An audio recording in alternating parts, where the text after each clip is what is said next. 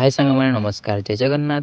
तो सांग मैंने आज मु गाधे पाधे बाहरी पड़े दुकान पाई। तो दुकान जा बाटर किसी जिनस अच्छी जहाँकि दबाक पड़ो पाखे चलते।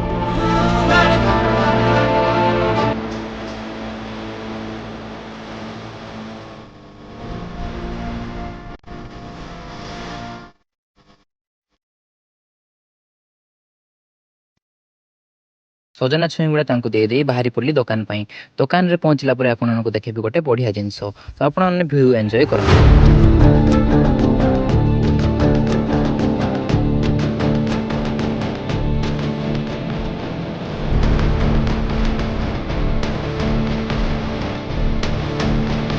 आम दुकान नीलगिरी गुंडीचा मंदिर पाख आस मार्केट कॉम्प्लेक्स रे आपने चंदन ज्वेलरी आम दुकान को विजिट करूँ।